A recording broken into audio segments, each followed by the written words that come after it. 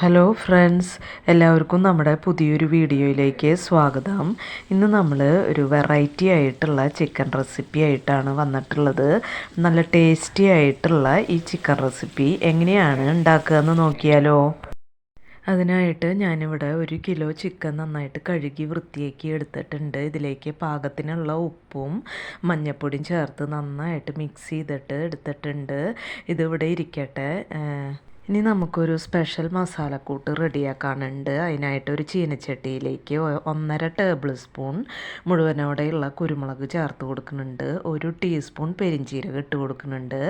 1/2 teaspoon നല്ല ജീരകം ഇട്ട് കൊടുക്കുന്നുണ്ട്. 2 കഷ്ണം ചെറിയ പട്ട ഇട്ട് കൊടുക്കുന്നുണ്ട്. നന്നായിട്ടൊന്ന് ഡ്രൈ റോസ്റ്റ് ചെയ്തെടുക്കാം.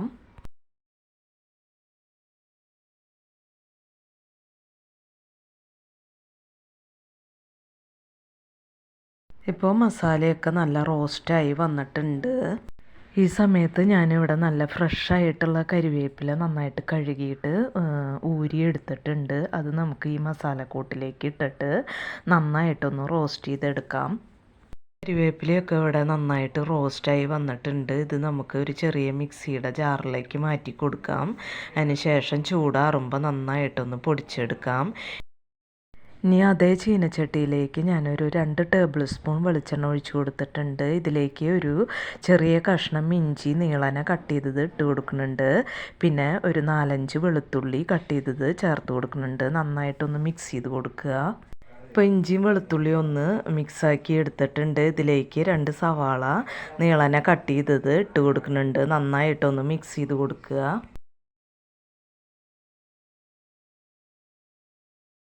ഇപ്പോൾ സവാള ഒന്ന് വാടി വന്നിട്ടുണ്ട്. ഇതിലേക്ക് ഒരു ചെറിയ കഷ്ണം ഇഞ്ചി ചതച്ചത് ഇട്ട് കൊടുക്കുന്നുണ്ട്. പിന്നെ ഒരു 5-8 വെളുത്തുള്ളി ചതച്ചത് ഇട്ട് കൊടുക്കുന്നുണ്ട്. നന്നായിട്ടൊന്ന് മിക്സ് ചെയ്ത് കൊടുക്കാം.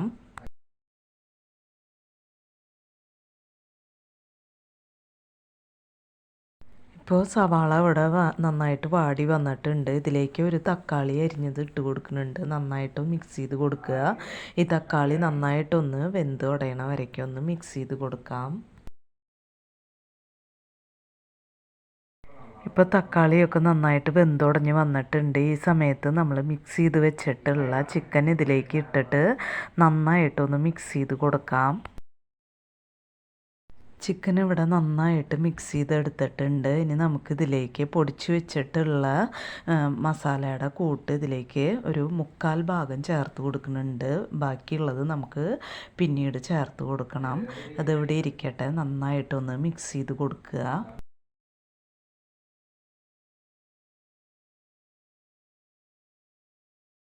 ചിക്കൻ ഇവിടെ നന്നായിട്ട് മിക്സ് ചെയ്തെടുത്തിട്ടുണ്ട്. ഇതിലേക്ക് ചിക്കൻ വേവാൻ ആവശ്യമുള്ള വെള്ളം ഞാൻ ഒഴിച്ചു കൊടുക്കുന്നുണ്ട്. ചിക്കൻ്റെ നെകക്കെ നിൽക്കുന്ന രീതിയിൽ വെള്ളം ഒഴിച്ചു കൊടുത്തിട്ടുണ്ട്. ഇനി നമുക്കിത് മൂടി വെച്ചിട്ട് ഒന്ന് വേവിച്ചെടുക്കാം.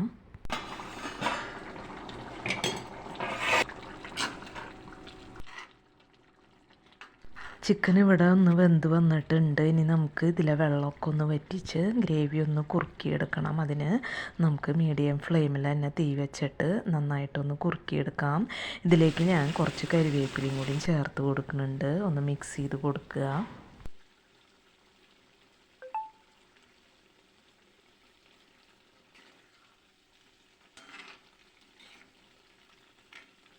ഞാനിതിലേക്ക് നമ്മൾ എടുത്ത് വെച്ചിട്ടുള്ള ബാക്കി മസാലക്കൂട്ടും കൂടി ഇതിലേക്ക് ചേർത്ത് കൊടുക്കുന്നുണ്ട്. നന്നായിട്ടൊന്ന് മിക്സ് ചെയ്ത് കൊടുക്കാം.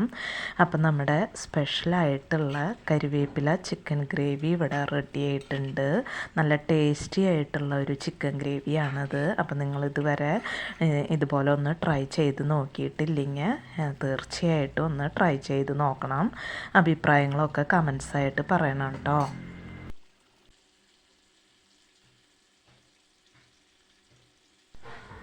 അപ്പോൾ ഞാൻ ഈ ഒരു രീതിക്ക് ഞാൻ തീ ഓഫ് ചെയ്ത് കൊടുക്കുകയാണ്. ഈ ഒരു തിക്കിലാണ് ഞാൻ നമ്മുടെ കരിവേപ്പില ചിക്കൻ ഗ്രേവി റെഡിയാക്കണത്.